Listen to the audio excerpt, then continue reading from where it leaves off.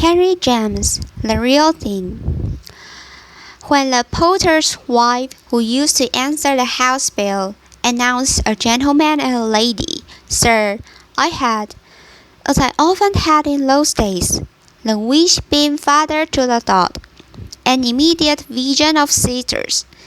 Sisters, my visitors in this case, proved to be, but not in the sense I should have preferred.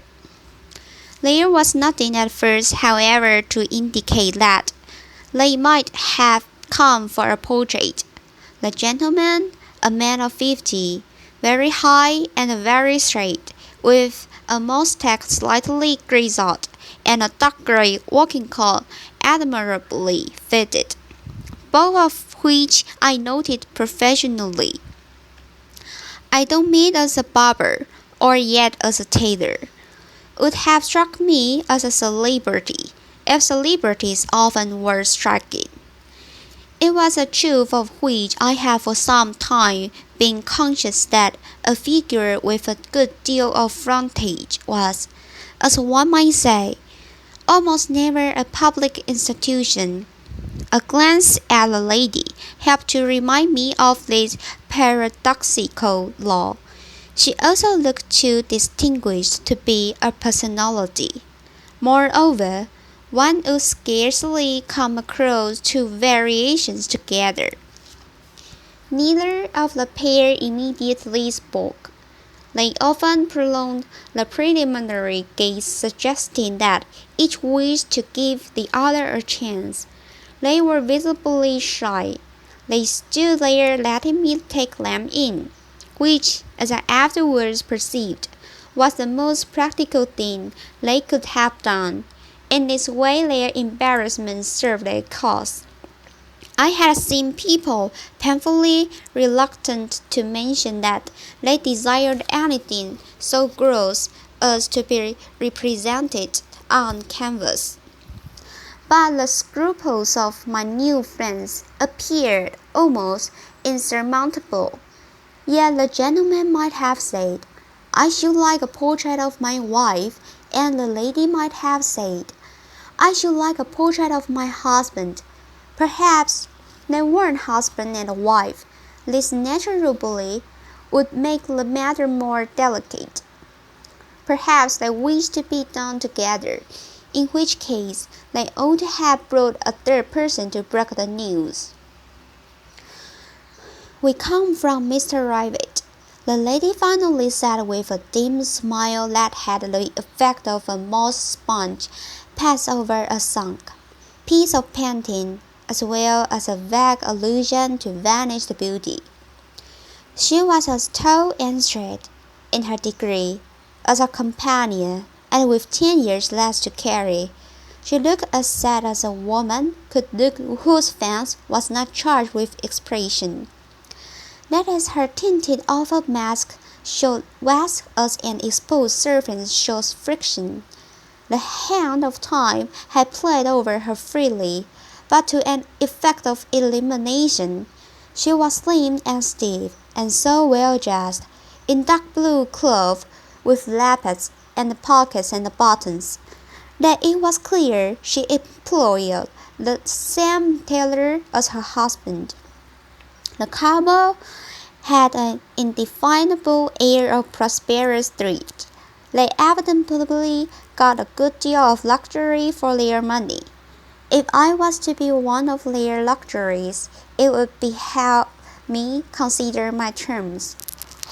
Old Claude Rivet recommended me, I echoed, and I added that it was very kind of him, though I could reflect that, as he only painted landscape, this wasn't a sacrifice. The lady looked very hard at the gentleman, and the gentleman looked round the room, then staring at the floor a moment and stroking his moustache. He rested his pleasant eyes on me with the remark, "He said you were the right one." "I try to be, when people want to sit." "Yes, we should like to," said the lady anxiously. "Do you mean together?" My visitors exchanged a glance. If you could do anything with me, I suppose it would be double. The gentleman stammered. Oh yes, there's naturally a higher charge for 2 figures than for one. We should like to make it pay, the husband confessed. That's very good of you, I returned, appreciating so unwanted a sympathy. For I suppose he meant pay the artist. A sense of strangeness seemed to dawn on the lady. We mean for the illustrations. Mr. Rivet said you might put in an illustration.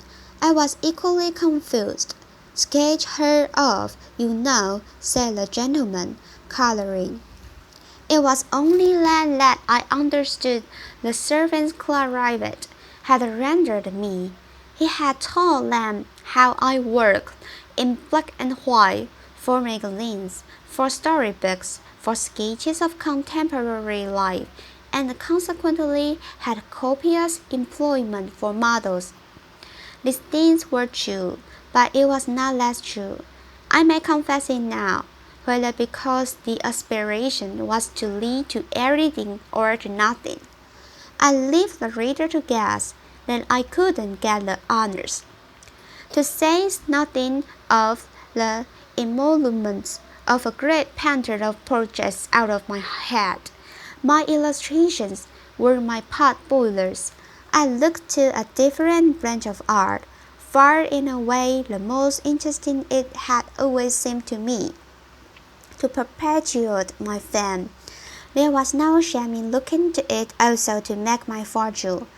But that fortune was by so much further from being made from the moment my visitors wished to be done for nothing. I was disappointed, for in a pictorial sense I had immediately seen them. I had seized their type. I had already settled what I would do with it, something that wouldn't absolutely have pleased them, I afterwards reflected. Oh, I began as soon as I had mastered my surprise. I couldn't bring out the dingy word. Models, it seems so little to fit the case. We haven't had much practice, said the lady. We've got to do something, and we've thought that an artist in your line might perhaps make something of us. Her husband threw off. He further mentioned that they didn't know many artists, and that they had gone first on the off chance. He painted views, of course, but sometimes put in figures. Perhaps I remember to Mr. Rivet, whom they had met a few years before at a place in Norfolk, where he was sketching. We used to sketch a little ourselves, the lady hinted. It's very awkward, but we absolutely must do something, her husband went on. Of course, we are not so very young, she admitted with a warm smile, with the remark that I might as well know something more about them. The husband had handed me a card extracted from a neat new pocket-book. Their appurtenances were all of the freshest and inscribed with the words Major Monarch. Impressive as these words were, they didn't carry my knowledge much further. But my visitor presently ended. I've left the army, and we've had the misfortune to lose our money. In fact, our means are dreadfully small. It's awfully trying, a regular strain, said Mrs. Monarch. They evidently wished to be discreet, to take care not to swagger, because they were gentlefolk. I feel them willing to recognize this as something of a drawback. At the same time that I guess at an underlying sense, their consolation in adversity.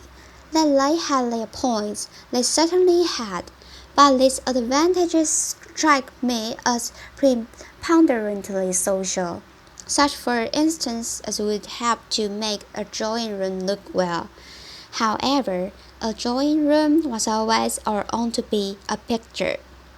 In consequence of his wife's allusion to their age, Major Monarch observed, Naturally, it's more for the figure that we've thought of going on. We can still hold ourselves up. On the instant I saw that the figure was indeed their strong point. His naturally didn't sound vain, but it lighted up the question. She has the best one, he continued, nodding at his wife with a pleasant after-dinner absence of circumlocution. I could only reply, as if we were in fact sitting over our wine, that this didn't prevent his own from being very good, which led him in turn to make answer. We thought that if you ever have to do people like us, we might be something like it. She particularly for a lady in the book, you know. I was so amused by them that, to get more of it, I did my best to take their point of view, and though it was an embarrassment to find myself appraising physically, as if they were animals on hire or useful blacks, a pair whom I should have expected to meet only in one of the relations in which criticism is tacit. I looked at Mrs. Monarch judiciously enough to be able to exclaim after a moment with conviction, "Oh yes, a lady in the book. She was singularly like a bad illustration." "We'll stand out if you like," said the Major, and he raised himself before me with a really grand air. I could take his measure at a glance.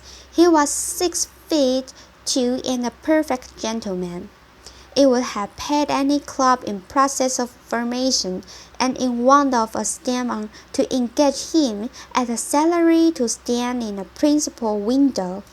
What struck me at once was that, in coming to me, they had rather missed their vocation. They could surely have been turned to better account for advertising purposes. I couldn't, of course, see the thing in detail, but I could see them make somebody's fortune. I don't mean their own. There was something in them for a waistcoat maker, an hotel keeper, or a salt vendor. I could imagine, we always use it, pinned on their bosoms with the greatest effect. I had a vision of the brilliancies with which they would launch a table. Hold.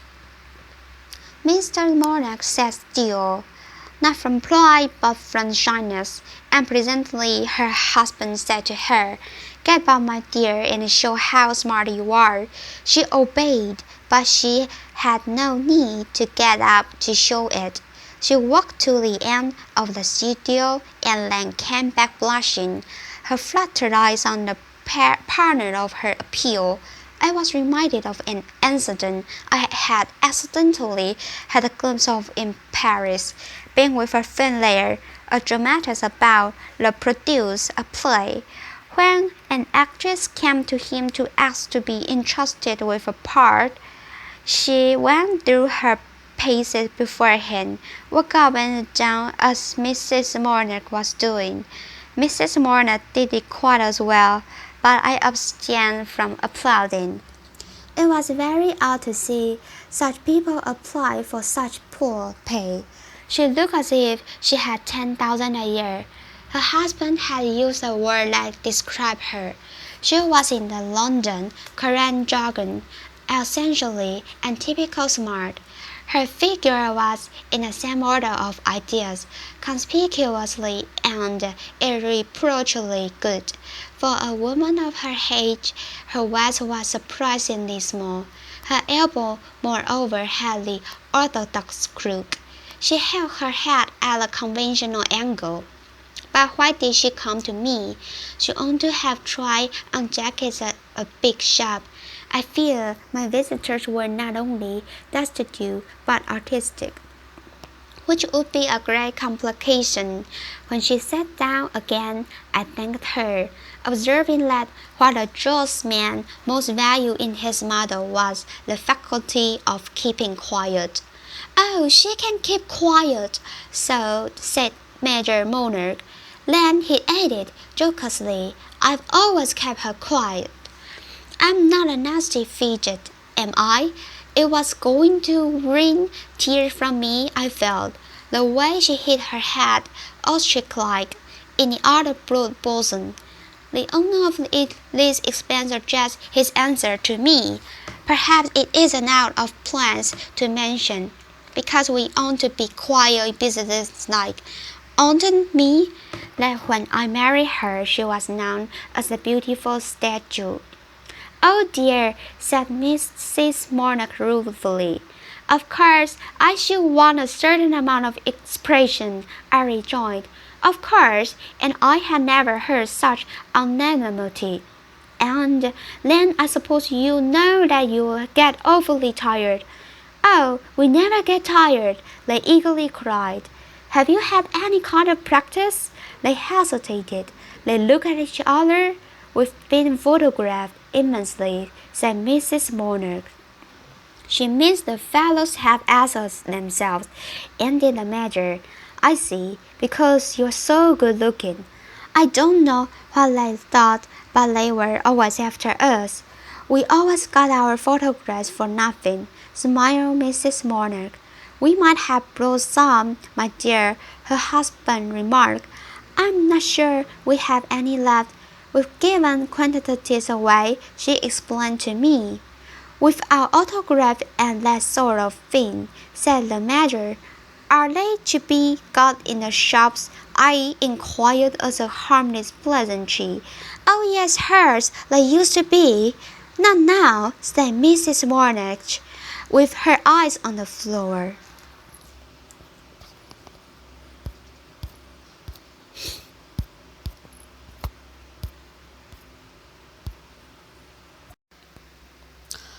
Part 2. I could fancy the sort of thing. They put on the presentation copies of their photographs, and I was sure they wrote a beautiful hand. It was out hot. Quickly I was sure of everything that concerned them. If they were now so poor as to have to earn shillings and pence, they could never have had much of a margin. Their good looks had been their capital, and they had good humorously made the most of their career that this research marked out for them. It was in their faces, the blackness, the deep intellectual repose of the 20 years of country house visiting that had given them pleasant intonations. I could see the sunny drawing rooms sprinkled with periodicals she didn't read, in which Mrs. Monarch had continuously said. I could see the wide shrubberies in which she had walked, equipped to admiration for their either exercise.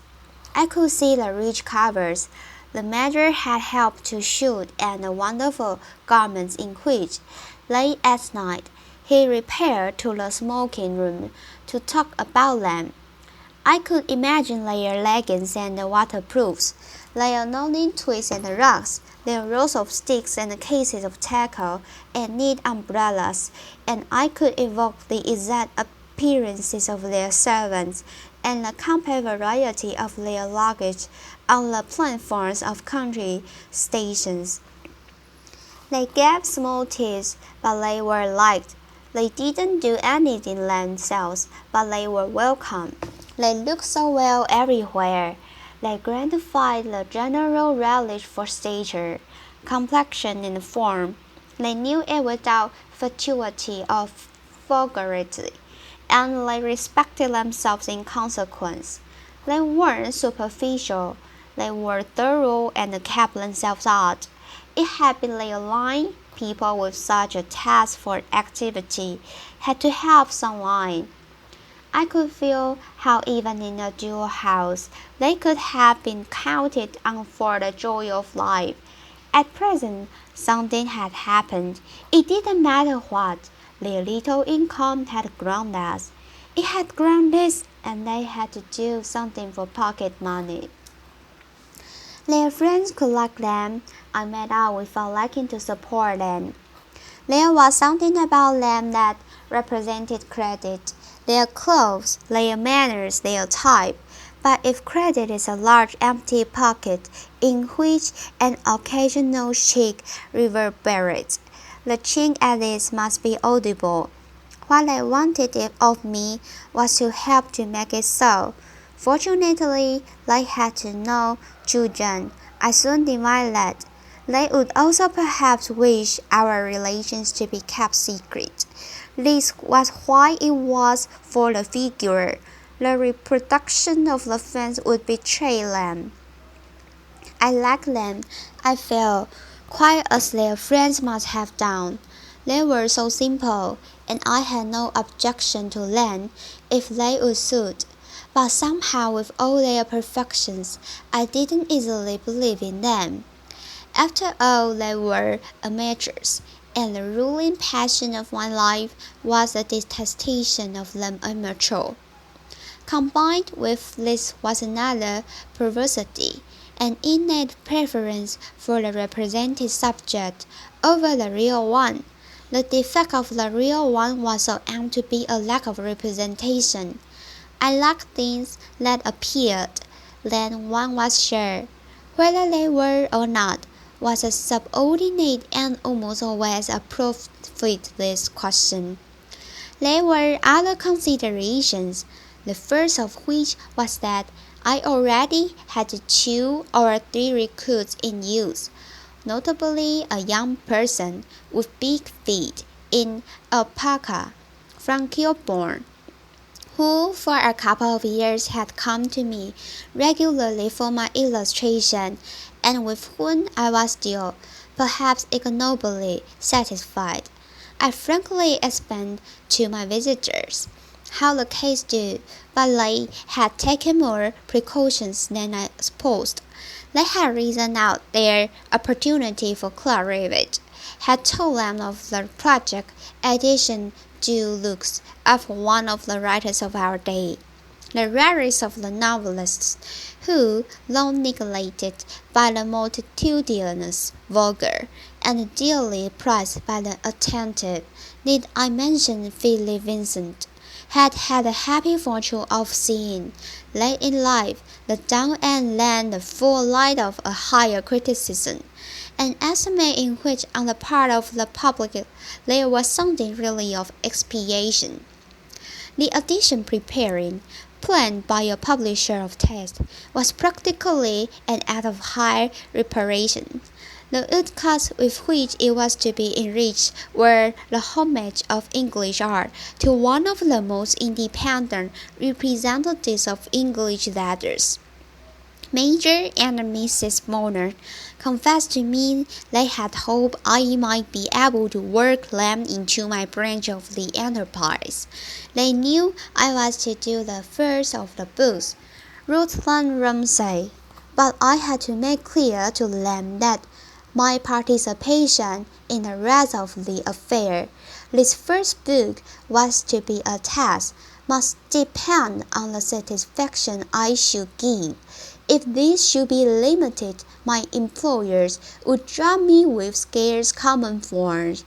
It was therefore a crisis for me, and naturally I was making special preparations, looking about for new people. Should they be necessary and securing the best types? I admitted, however, that I should like to settle down to 2 or 3 good mothers who would do for everything. Should we have often to put on special clothes? Mrs. Mornage timidly demanded. Dear, yes, let's have the business. And should we be expected to supply our own costumes? Oh no, I have got a lot of things. A panther's mother's put on or put up anything he likes. And you mean, the same? The same? Mrs. Mornage looked at her husband again. Oh, she was just wondering, he explained. If the costumes are in general use, I had to confess that they were, and I mentioned further that some of them, I had a lot of genuine greasing that century things, had served their time 100 years ago, on living word stand men and women, on figures now perhaps so far removed, in that vanished world, from their type, the monoschool of a breech and a bewigged age. We'll put on anything that fits, said the major. Oh, Ireland, they fit in the pictures. I'm afraid I should do better for the modern books. I'd come as you like, said Mrs. Monarch. She has got a lot of clothes at home. They might do for contemporary life, her husband continued. Oh, I can fancy scenes in which it would be quite natural. And indeed, I could see the slipshod rearrangements of stale properties. The stories I try to produce pictures for without the exasperation of reading them, whose sending checks the good lady might help to people. But I had to return to La Faclette for this sort of work. The daddy mechanical grinned. I was already equipped. The people I was working with were fully adequate. We only thought we might be more like some characters, said Mrs. Monarch mildly, getting up.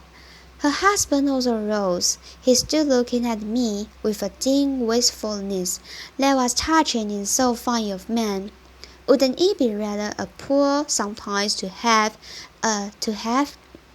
He hummed fire. He wanted me to help him by phrasing what he meant. But I couldn't. I didn't know, so he brought it out awkwardly. The real thing, a gentleman, you know, or a lady. I was quite ready to give a general assent. I admitted that there was a great deal in that. Let's encourage Major Monarch to say, following up his appeal with an unacted gulp. It's awfully hard. We've tried everything. The gulp was communicative. It proved too much for his wife. Before I knew it, Mrs. Monarch had dropped again upon a divan and burst into tears. Her husband sat down beside her, holding one of her hands, whereupon she quickly dried her eyes with the other, while I felt embarrassed as she looked up at me. There isn't, confounded job, I haven't applied for, waited for, prayed for. You can fancy would be pretty bad first, secretaryships and that sort of thing. You might as well ask for a peerage. I'd be anything, I'm strong, a messenger or a coal-heaver. I'd put on a gold-laced cap and open carriage doors in front of the haberdashers. I'd hand a backward station to carry portmanteaus. I'd be a postman, but they won't look at you. There are thousands as good as yourself already on the ground. Gentlemen, poor beggars, who've drunk their wine, who've kept their hunters. I was as reassuring as I knew how to be, and my visitors were presently on their feet again while, for the experiment, we agreed on an hour. We were discussing it when the door opened and Miss Trum came in with a wet umbrella. Miss Trum had to take the omnibus to Mandeville and then walk half a mile. She looked a trifle blussy and slightly splashed. I scarcely ever saw her come in without thinking afresh how odd it was that, being so little in herself, she should yet be so much in others. She was a meagre little Miss Trum, but was such an able heroine of romance. She was only a freckled cockney, but she could represent everything, from a fine lady to a shepherdess. She had a faculty as she might have had a fine voice or long hair. She couldn't spell and she loved beer, but she had 2 or 3 points and practice and a knack and mother wit and a whimsical sensibility and love of the theatre and the 7 sisters and not an ounce of respect, especially for the age. The first thing my visitors saw was that her umbrella was wet, and in their spotless perfection, they visibly winced at it. The rain had come on since their arrival. I am all in a sock. There was a mass of people in the bus. I wish you lived near a station, said Miss Charm. I requested her to get ready as quickly as possible, and she passed into the room in which she always changed her dress. But before going out, she asked me what she was to get into this time. It's a Russian princess, don't you know? I answered. The one with the golden eyes in black velvet, for the London in the cheap side. Golden eyes, I say, cried Miss Charm, while my companions watched her with intensity as she withdrew. She always arranged herself when she was late. Before I could turn around, and I kept my visitors a little on purpose, so that they might get an idea from seeing her what would be expected for themselves. I mentioned that she was quite my notion of an excellent model. She was really very clever. Do you think she looks like a Russian princess? Major Monarch asked with lurking alarm. When I make her, yes. Oh, if you have to make her, he reasoned, not without point. That's the most you can ask. There are so many who are not makeable. Well, now, here's a lady, and with a persuasive smile, he passed his arm into his wife's, who's already met. Oh, I'm not a Russian princess, Mrs. Monarch protested a little coldly. I could see she had known some and didn't like them. There at once was a complication of a kind I never had to fear with Miss Charm. This young lady came back in black velvet. The gown was rather rusty and very low on her lean shoulders, and with a Japanese fan in her red hands. I reminded her that in a scene I was doing, she had to look over someone's head. I forget whose it is, but it doesn't matter. Just look over a head. I'd rather look over a stall, said Miss Charm, and she took her station near the fire. She fell into position, settled herself into a tall attitude, gave a certain backward inclination to her head and a certain forward droop to her fan, and looked, at least to my prejudiced sense, distinguished and charming, foreign and dangerous. We left her looking so while I went downstairs with Major and Mrs. Monarch. I believe I could come about as near it as that, said Mrs. Monarch. Oh, you think she's shabby, but you must allow for the alchemy of art. However, they went off with an evident increase of comfort, founded on their demonstrable advantage in being the real thing. I could fancy them shuddering over Miss Charm. She was very true about them when I went back, for I told her what they wanted. Well, if she can see it, I will take to bookkeeping, said my mother. She's very ladylike, I replied as an innocent form of aggravation. So much the worse for you. That means she can't turn round. She'll do for the fashionable novels. Oh yes, she'll do for them, my mother humorously declared, and they're bad enough without her. I had often sociably denounced them to Miss Charm.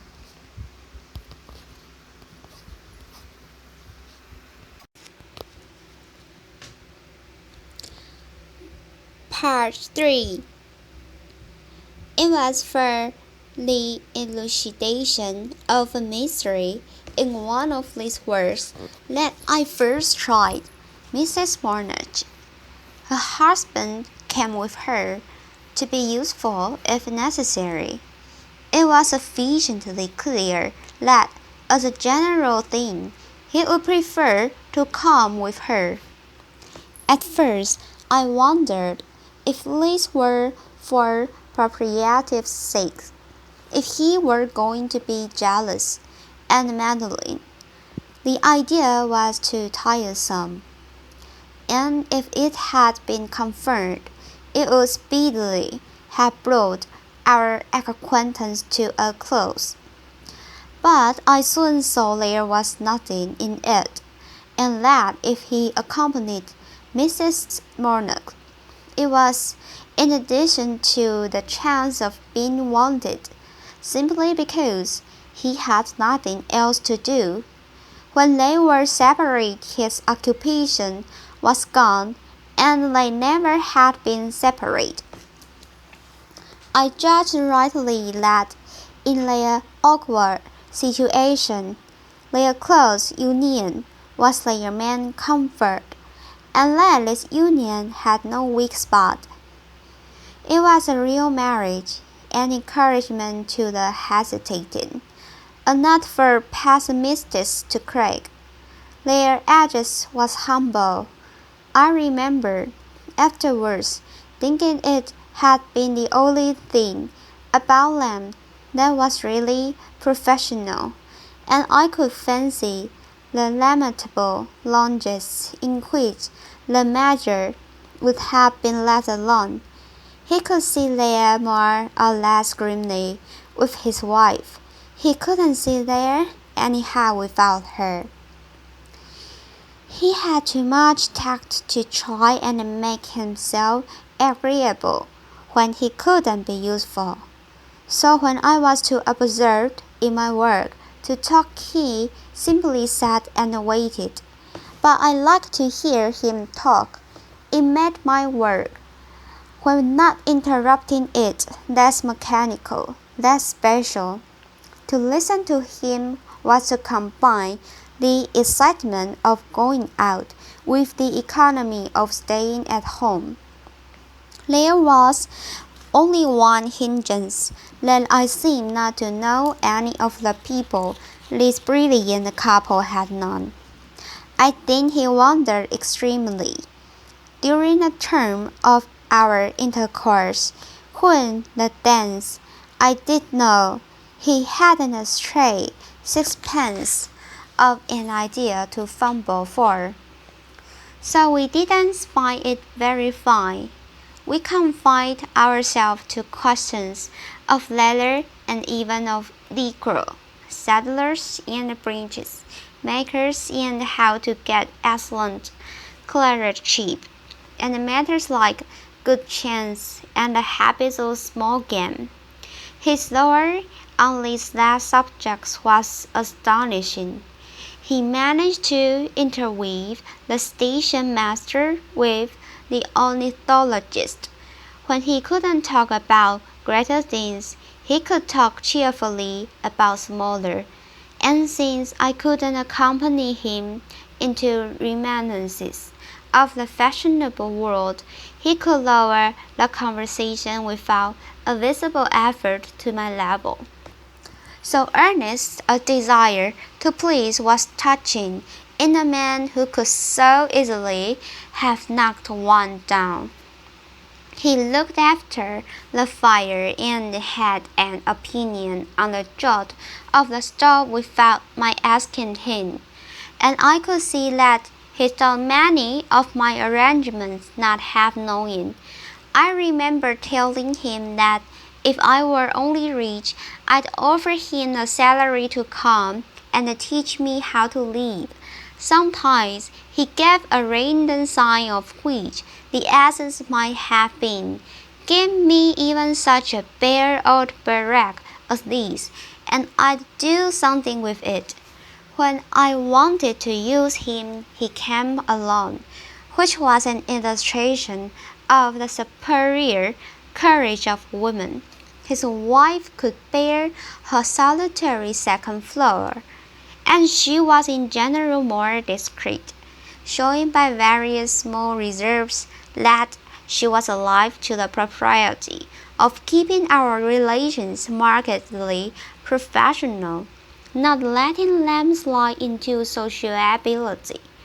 She wished it to remain clear that she and the Major were employed, not cultivated, and if she approved of me as a superior who could be kept in his place, she never thought me quite good enough for an equal. She said with great intensity, giving the whole of her mind to it, and was capable of remaining for an hour almost as motionless as before a photographer's lens.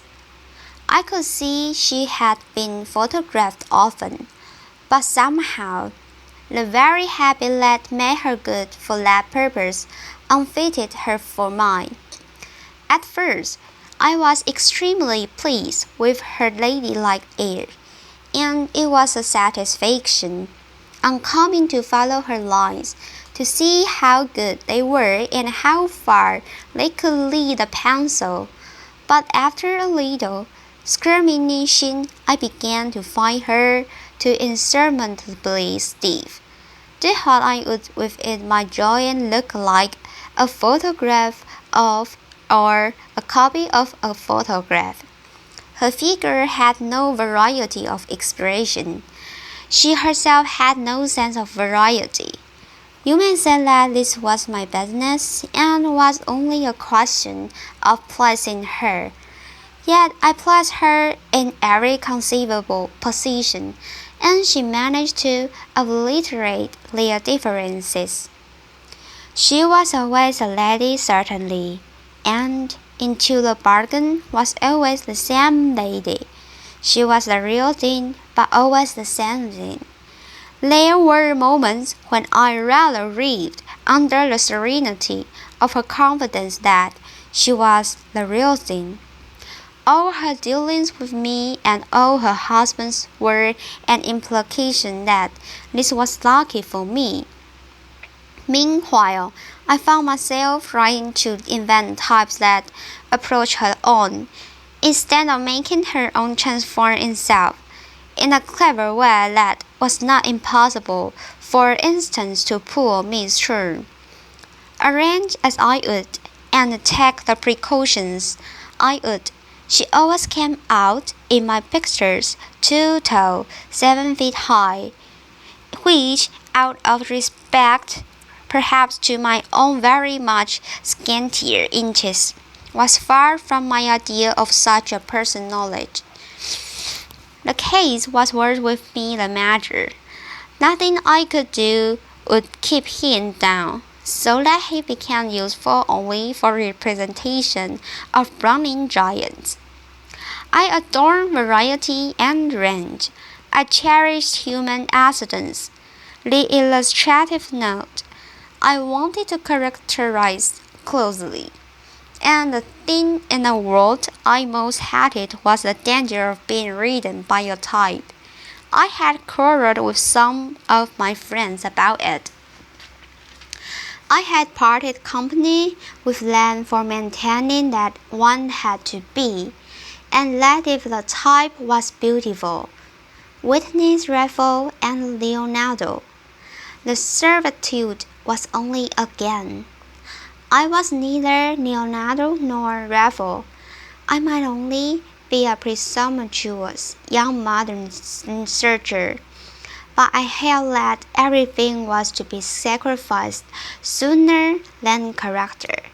When they claimed that the apposition of form could easily be character, I retorted, perhaps superficially, whose it wouldn't be everybody's, it might end in being nobody's. After I had drawn Mrs. Monarch 1,000 times, I felt surer, even like before, that the value of such a model as Miss Churn resided precisely in the fact that she had no positive stamp, combined with, of course, with the other fact that what she did have was a curious and inexplicable talent for imitation. Her usual appearance was like a curtain which could draw up a request for a capital performance. This performance was simply suggestive, but it was a word to the wise. It was vivid and pretty. Sometimes even I thought it, though she was plain herself, too insipidly pretty.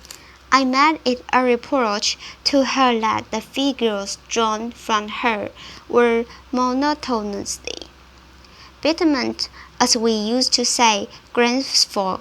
Nothing made her more angry.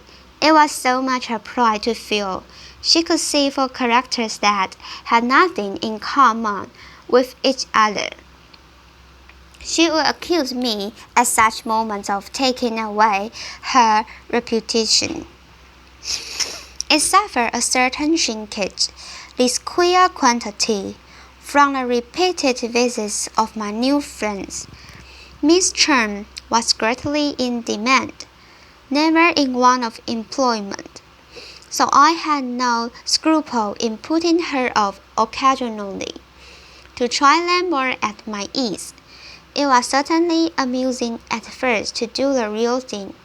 It was amusing to do Major Mona's trousers. They were the real thing, even if he did come out colossal. It was amusing to do his wife's back hair. It was so mathematically neat, and the particular smart attention of her tie stays. She lent herself especially to positions in which the fence was somewhat averted or blurred. She abandoned ladylike back views and the profiles produced. When she stood erect, she took, naturally, one of the attitudes in which court painters represent queens and princesses, so that I found myself wondering whether to draw out this accomplishment. I couldn't get the attitude of the Cheapside to publish a really royal romance, a tale of Buckingham Palace. Sometimes, however, the real thing and the make-believe came into contact, by which I mean that Miss Chen, keeping an appointment or coming to make one on days when I had much work in hand, encountered her invidious rivals. The encounter was not only a part, for they noticed her no more than if she had been the housemaid, not from intentional loftiness, but simply because as yet, professionally, they didn't know how to fraternize. As I could imagine, they would have liked, or at least that the Major would.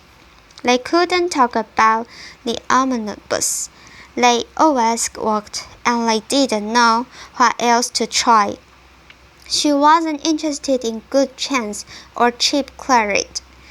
Besides, they must have felt in the air that she was amused at them, secretly derisive of their ever knowing how. She wasn't a person to conceal the limits of her faith if she had had a chance to show them. On the other hand, Mrs. Mornage didn't think her tidy, for why else did she take pains to say to me? It was going out of the way for Mrs. Mornage. She didn't like dirty women. One day, when my young lady happened to be present with my other suitors, she even dropped in when it was convenient for a chat. I asked her to be so good as to lend a hand in getting tea, a service with which she was familiar, and which was one of a class that, living as I did in a small way, with slender domestic resources, I often appealed to my mothers to render. They liked to lay hands on my property, to break the seating, and sometimes the china. It made them feel bohemian. The next time I saw Miss Chen, After this incident, she surprised me greatly by making a scene about it. She accused me of having wished to humiliate her. She hadn't resented the outrage at the time, but he seemed obliging and amused, enjoying the comedy of asking Mrs. Warner, who sat vague and silent, whether she would have cream and sugar, and putting an exaggerated simple into the question. She had tried intonations, as if she too wished to pass for the real thing, till I was afraid my mother other visitors would take offense. And they were determined not to do this, and their touching patience was the measure of their great need. They would sit by the hour, complaining till I was ready to use them. They would come back on the chance of being wanted, and would walk away cheerfully if it failed. I used to go to the door with them to see in what magnificent order they retreated. I tried to find other employment for them. I introduced them to several artists, but they didn't take, for reasons I could appreciate, and I became rather anxiously aware that after such disappointments they fell upon me with a heavier weight. They did me the honor to think me most therefore. They weren't romantic enough for the painters, and in those days there were few serious workers in black and white. Besides, they had an eye to the great job I had mentioned to them. They had secretly set their hearts on supplying the right essence for my pictorial vindication of our fine novelist. They knew that for this undertaking I should want no costume effects, none of the frippery of passages, that it was a case in which everything would be contemporary and satirical, and presumably genteel. If I could work them into it, their future would be assured, for the labor would of course be long and the occupation stated. One day, Mrs. Marnage came without her husband. She explained his absence by his having had to go to the city, while she sat there in her usual relaxed majesty. There came at the door a knock which I immediately recognized as the subdued appeal of a mother out of work. It was followed by the entrance of a young man, whom I at once saw to be a foreigner, and who proved in fact an Italian, acquainted with no English word but my name, proved in fact an Italian, acquainted with no English word but my name, which he altered in a way that made it seem to include all others. I hadn't then visited his country, nor was I proficient in his tongue.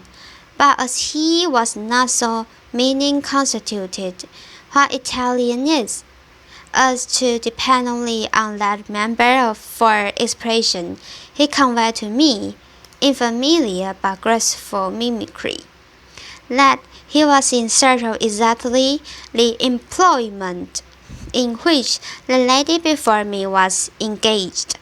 I was not struck with him at first, and while I continued to draw, I dropped few signs of interest or encouragement.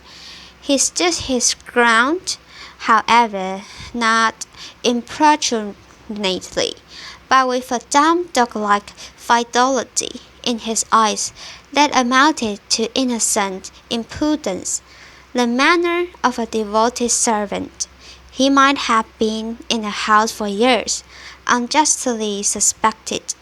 Suddenly it struck me that this very attitude and expression made a picture, whereupon I told him to sit down and wait till I should be free.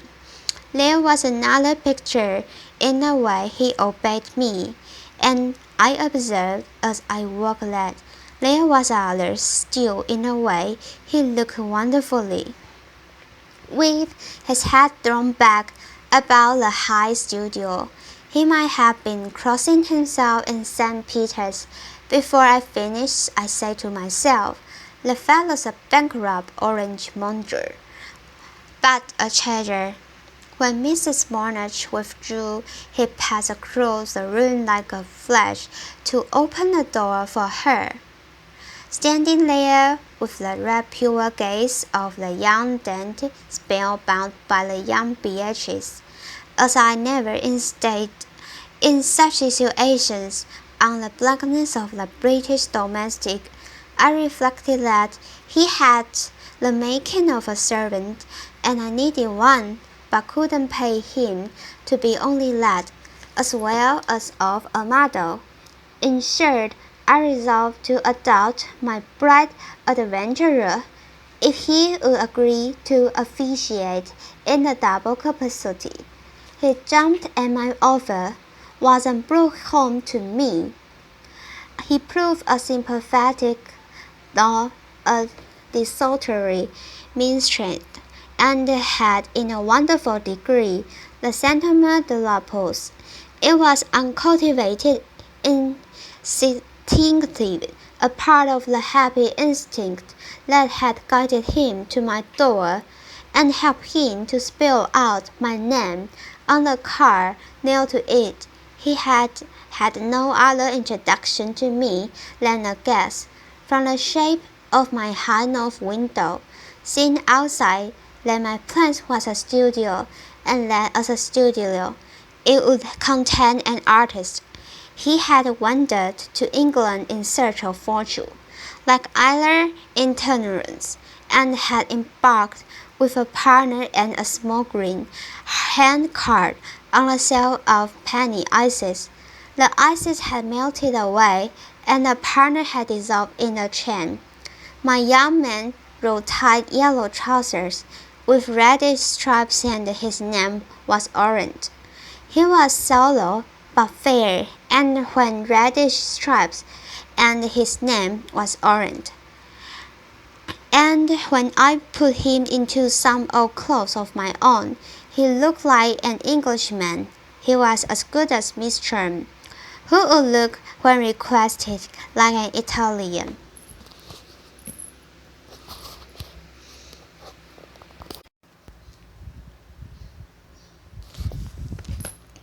Part 4. I thought Mrs. Mornock's face slightly composed when, on her coming back with her husband, she found Orange installed. It was strange to have to recognize in a scrap of a Lateran a competitor to her magnificent Major. It was she who scented danger first, for the Major was anecdotally unconscious. But Orange gave us tea with 100 eager confusions. He had never been concerned in so queer a process, and I think she thought better of me for having at last an established. They saw a couple of joyance that I had made of the establishment, and Mrs. Morris hinted that it never would have struck her if he had said for them. Now the joints you make from us, they look exactly like us, she reminded me, smiling in triumph, and I recognized that this was indeed just their defect. When I drew the monarchs, I couldn't anyhow get away from them, get into the character I wanted to represent, and I hadn't the least desire my model should be discoverable in my picture. Miss Sherm never was, and Mrs. Monash thought I hit her very probably, because she was vulgar. Whereas if she was lost, it was only as she dead, who go to heaven or lost. in the gang of an Andrew Lamore. By this time, I had got a certain start with Roland Ramsay, the first novel in the Great Projected series. That is, I had produced a dozen joints, several with the help of the Major and his wife, and I had sent them in for approval. My understanding with the publishers, as I have already hinted, had been that I was to be left to do my work, in this particular case, as I liked, with the whole book committed to me. But my connection with the rest of the series was only contingent. There were moments when, frankly, it was a comfort to have the real thing under one's hand, for there were charters in Roland Ramsay. They were very much like it. There were people, presumably as erect as the Major, and the women of as good as a fashion as Mrs. Morris. There was a great deal of country house life, cheated, it is true, in a fine, fanciful, ironical, generalized way, and there was a considerable implication of knickerbockers in the kilts. There were certain things I had to settle at the outset, such things, for instance, as the exact appearance of the hero, and the particular bloom and figure of the heroine. The author, of course, gave me a lead, but there was a margin for interpretation. I took the mourners into my confidence. I told them, frankly, what I was about. I mentioned my embarrassments and alternatives. "Oh, take him," Mrs. Marnes murmured sweetly, looking at her husband, "and what could you want better than my wife?" The Major inquired with the comfortable candor that now prevailed between us. I wasn't obliged to answer these remarks. I was only obliged to plunge my seizures. I wasn't easy in mind, and I postponed a little timidly, perhaps, the solving of my question.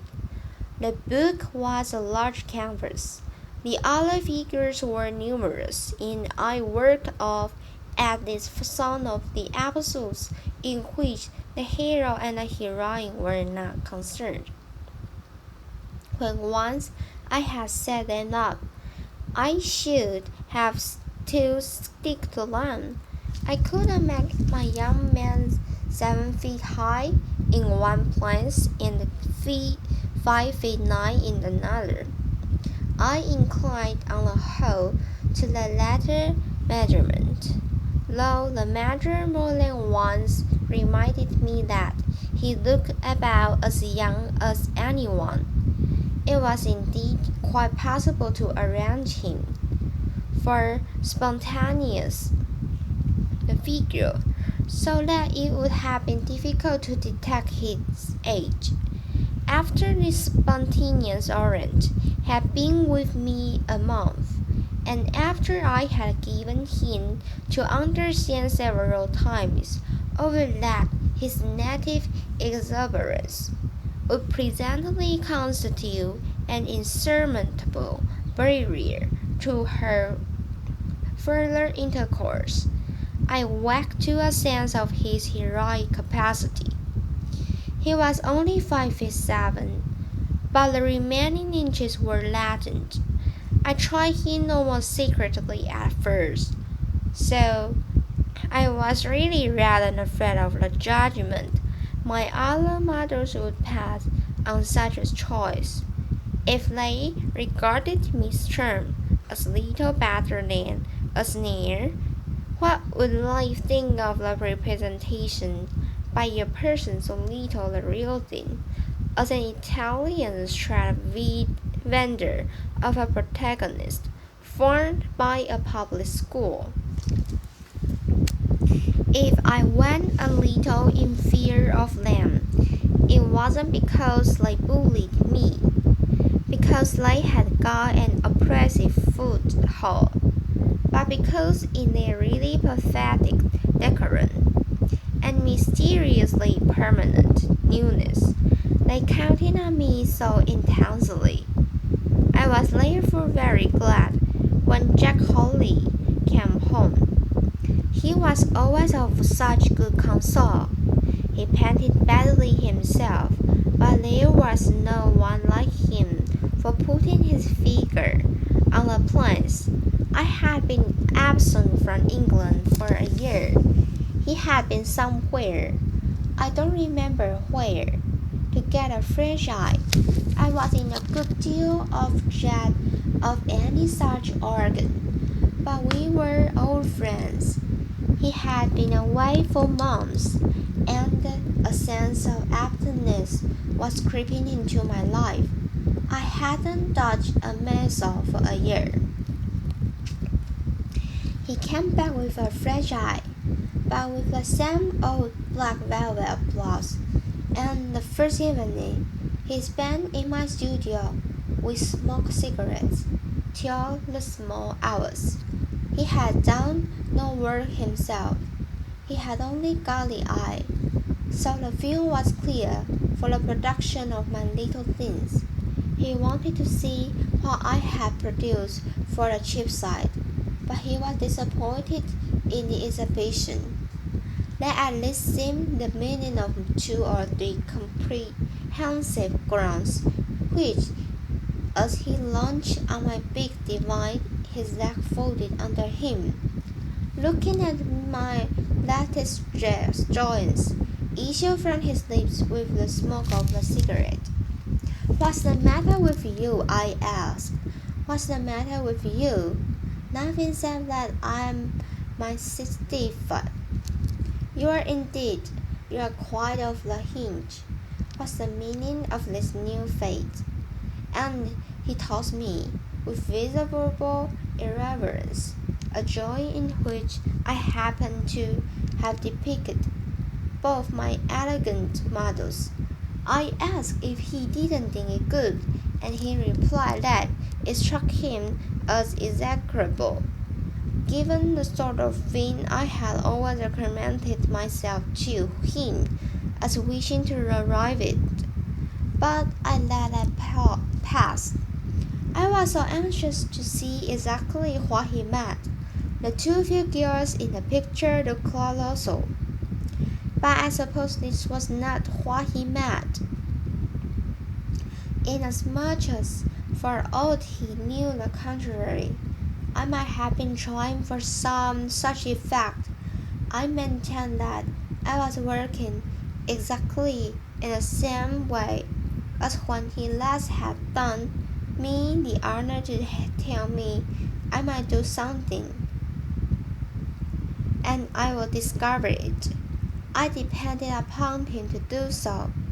Where else was the franchise? But he produced at last nothing more luminous than I don't know like your types. This was slang for a critic who had never consented to discuss with me anything but the question of execution, the direction of strokes, and the mystery of values. In the drawings you've been looking at, I think my types are very handsome. Oh, they won't do. I've been working with new models. I see you here. That won't do. Are you very sure of that? Absolutely, they're stupid.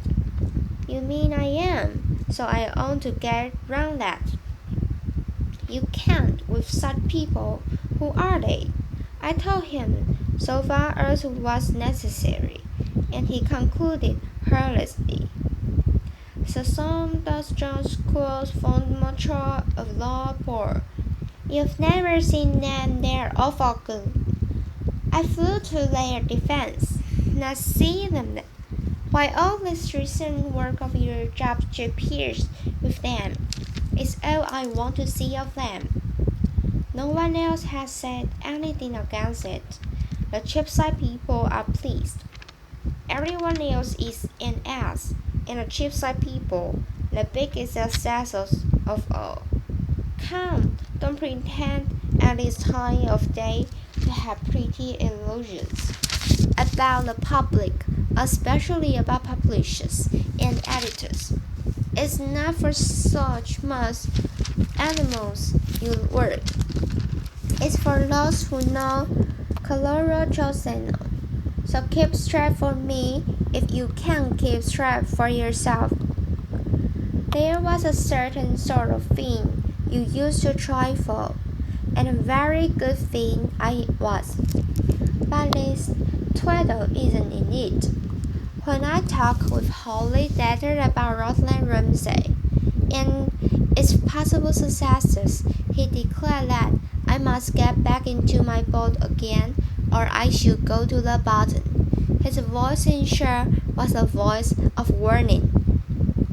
I noted the warning, but I didn't turn my friends out of doors. They bored me a good deal, but the very fact that they bored me admonished me not to sacrifice them. If there was anything to do done with them, simply to erosion. As I look back on this place, they seem to me to have pervaded my life. Not a little. I have a vision of land as most of the time in my studio, sitting against the wall on an old velvet bench to be out of the way, and resembling the while a pair of passionate courtiers in a royal antechamber. I am convinced that during the coldest weeks of the winter, they held their ground because it set them fire. Their newness was losing its gloss, and it was impossible not to feel them object of charity. When the Miss Churn arrived, they went away, and after I was very long in Rutland Ramsay, Miss Churn arrived pretty often. They managed to express to me tacitly that let's suppose I wanted her for the law life of the book, and let's suppose it. Since they had attempted to study the work, it was lying about the studio. Deep into the most brilliant of our novelists, with deciphering many passages, I still took an hour for them, now and then, in spite of Jack Hollis. It would be time enough to dismiss them, if dismissal should be necessary, when the rigor of the season was over. Hamley had made their acquaintance. He had met them at my friend's size, and that them a ridiculous pair.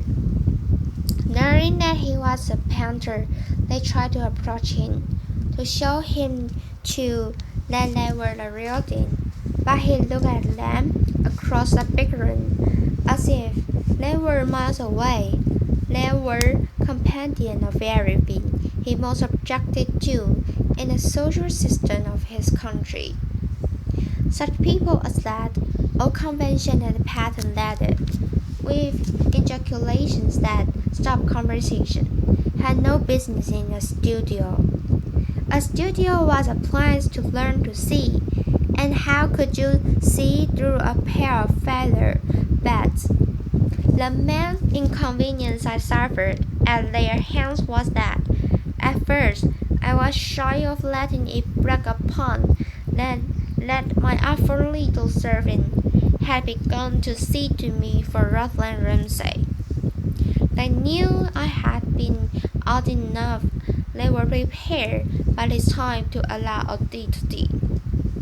To artists to pick a furry vagabond out of the streets when I might have had a person with whiskers and credentials.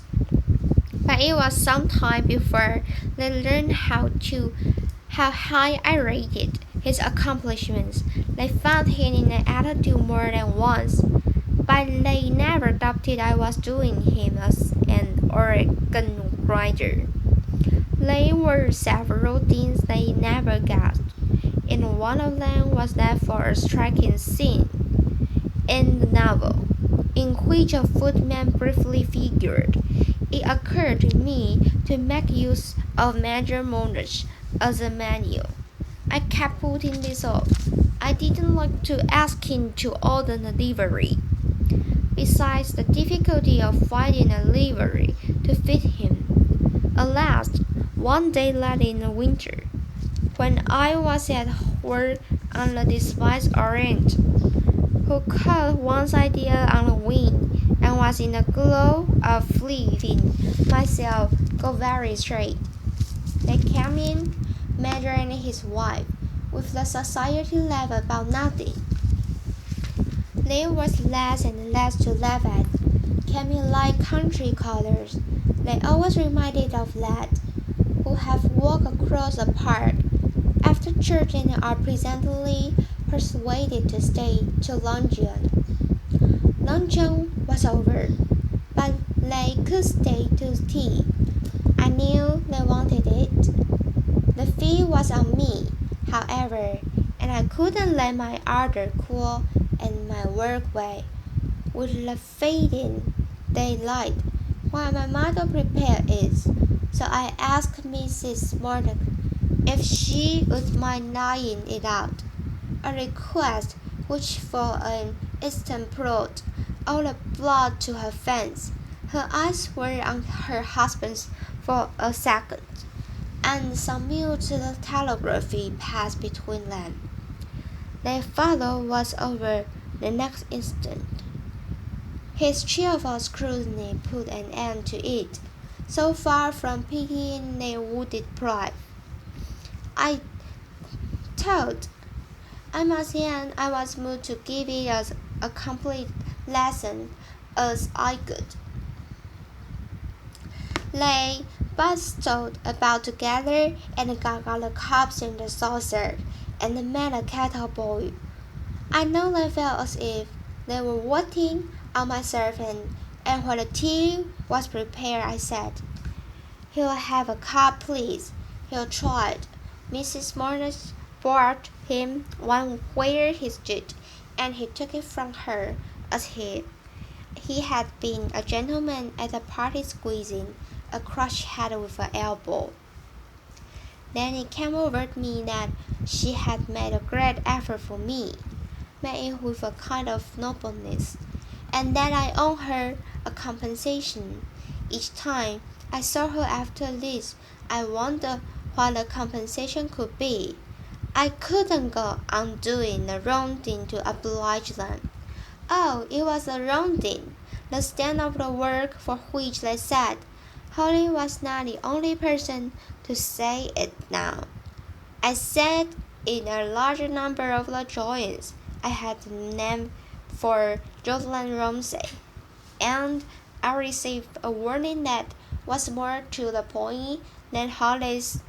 The artist advisor of the house for which I was working was of his opinion that many of my illustrations were not what had been looked for. Most of these illustrations were the subjects in which the mourners had figured. Without going into the question of what had been looked for, I had to face the fact that, at this rate, I shouldn't get the other books to do. I heard myself in despair on Miss Sherm. I put her through all her paces. I not only adopted Orrin publicly as my hero, but one morning, when the Major looked in to see if I didn't require him to finish a triptych from for which he had begun to see the week before, I told him I had changed my mind. I'd duly begun to see the week before. I told him I had changed my mind. I'd do the drawing for my men. And this my visitor turned pale and stood looking at me. "Is he your idea of an English gentleman?" he asked.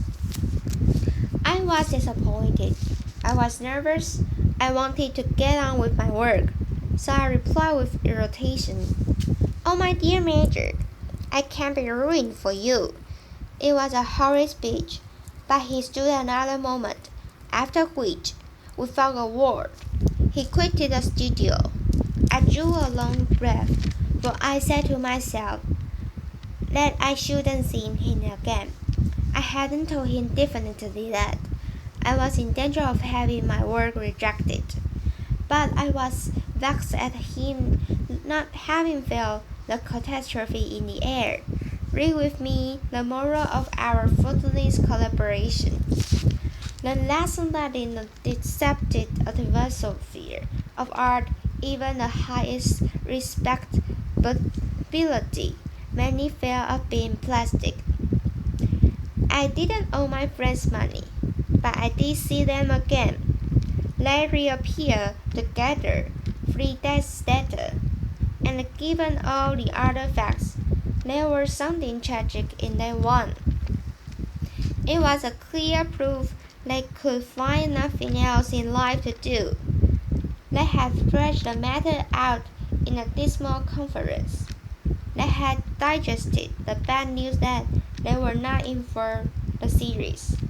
If they weren't useful to me even for the cheap side, their function seemed difficult to determine, and I could only judge at first that they had come, forgivingly, decorously, to take a last step. This made me rejoice in secret that I had little leisure for a scene, for I had placed both my other models in position together, and I was passing away at the drawing from which I hoped to derive glory. It had been suggested by the passage in which Roland Ramsay joined up a chair to Artemisia's piano stool, says extraordinary things to her, while she ostensibly figures out a difficult piece of music. I had done Miss Trump at the piano before. It was an attitude in which she knew how to take on absolutely poetic grace. I wished the two figures to compose together with intensity, and my little Italia had entered perfectly into my conception. The pair were vividly before me. The piano had been pulled out. It was a charming show of blended youth and murmured love, which I had only to catch and keep. My visitors stood and looked at it, and I was friendly to them over my shoulder. They made no response, but I was used to silent company and went on with my work, only a little disconcerted, even though exhilarated by the sense that this was at least the ideal thing, and not having got rid of them after all. Presently I heard Mrs. Barnett's sweet voice beside or rather above me. I wish her hair were a little better one. I looked up and she was staring with a strange fixedly at the mister, whose back was turned to her. "Do you mind my just touching it?" she went on, a question which made me spring up for an instant as with the instinctive fear that she might do the young lady a harm. But she quoted me with a glance I should never forget. I confess I should like to have been able to pen that, and went for a moment to mind over her, and as the girl, understanding, gratefully assented, she disposed her rude curls with a few quick passes in such a way as to make Miss Terms head twice as charming. It was one of the most heroic personal services I've ever seen rendered. Then Mrs. Mornock turned away with a low sigh and, looking about her as if saw someone to do, stooped to the floor with a noble humility and picked up a dirty rag that had dropped out of my pet box. The major meanwhile had also been looking for something to do, and wandered to the other end of the studio, so before him my breakfast, then strangulated, unremoved. I say, can I be useful here? He called out to me with an irrepressible quiver. I assented with a laugh that I fear was vulgar, and for the next 10 minutes, while I worked, I heard the light clatter of china and the kickle of spoons and glasses. Mrs. Marnage assisted her into my little scullery, and I afterward found that they had cleaned my when it came over me. Slender stucco plant had an unexpected surface.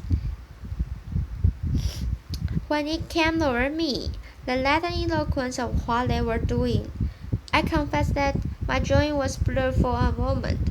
The picture swam.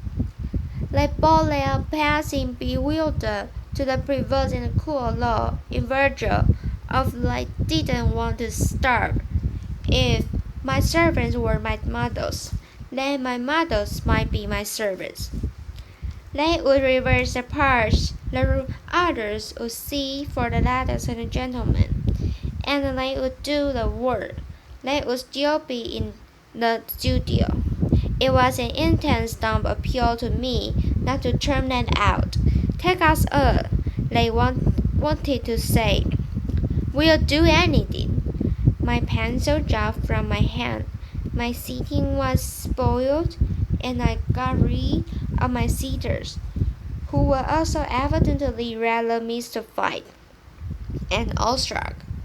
Then I, along with the Major and his wife, I had the most uncomfortable moment. He put that prayer into a single sentence. I said, you know, just let us do for you, can't you? I couldn't. It was dreadful to see them emptying my slops, but I pretended I could, to oblige them, for about a week. Then I gave them a sum of money to go away, and I never saw them again. I obtained the remaining books, but my friend Holly repeats that Major and Mrs. Monarch did me a permanent harm, got me into false ways. If it be true, I am content to have paid the price for the memory.